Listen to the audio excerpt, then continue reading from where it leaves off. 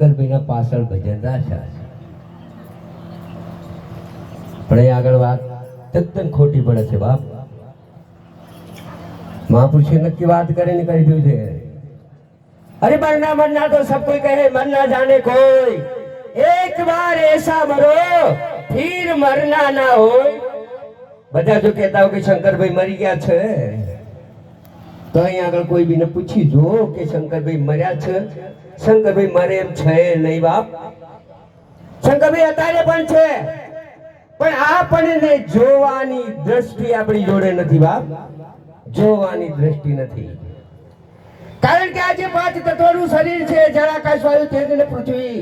આ મનુષ્યનું શરીર આપણને મળેલું છે, અને આ જે શરીરના અંદર આ શરીર છે જડ છે, જડ. અને આ જડ ને ચેતનનો સંગ થયેલો છે બાપ. ચેતનનો સંગ થયો છે, અને આ ચેતનના આધારે આ જડ છે એ પણ ચેતન થઈ ગયું છે બાપ. પણ જ્યારે ચેતન નીકળી જાય છે ત્યારે આ શરીરની કોઈ કિંમત ગણતું નથી બાપ. ને કે કાયાની કિંમત તો એટલી અનોખી છે, અનમોલ છે, પણ આપણને એની કિંમત થતી નથી. મહાપુરુષે નક્કી વાત કરી છે, હરિકાયા કંચન હે નગર શ્યામણું, એમાંય મને શું બોસરદાર અવસર આવો નહીં મળે. કારણ કે આ કાયા છે કંચન જેવું છે. તમે વિચાર કરી લો કે જેને ઘડનારે માના ઉંદરમાં બેસીને જ્યારે ઘડ્યું છે આ શરીર, નખની જગ્યાએ નખ આપ્યા છે, બાલની જગ્યાએ બાલ આપ્યા છે, નાકની જગ્યાએ નાક આપી છે, ઓખની જગ્યાએ ઓખ આપી છે, અને કાનની જગ્યાએ કાન આપ્યા છે, મુખની જગ્યાએ મુખ આપ્યું છે. જો કદાચ અવળું અવળું આપી દીધું હોત તો બાપ શું કરો? પણ આ ઘડનારાને કોઈ આપણે ઓળખતા, અને જ્યારે ઓળખવા જઈએ તારે માણસ મનુષ્ય ઉપર જઈને ઉભા રહે છે, કહેતા હોય કે આ એનો ગુરુ.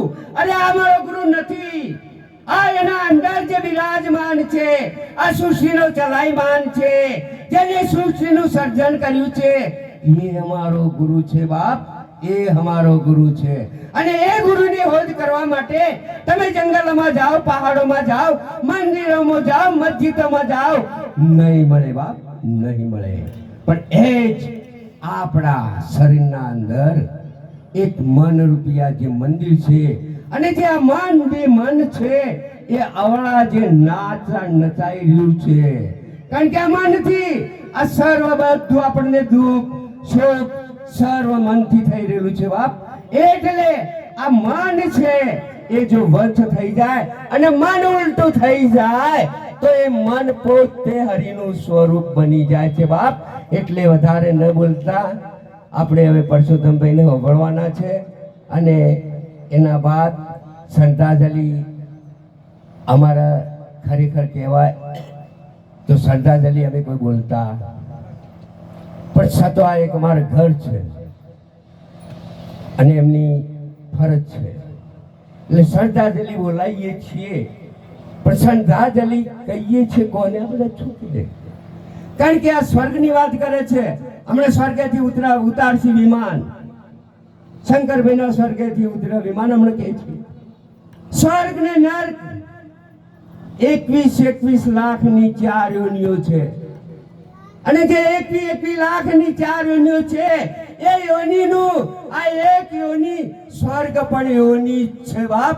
પણ આનાથી પર જવાની વાતો અમારા સંતો મહાપુરુષો કરી રહેતા હોય છે.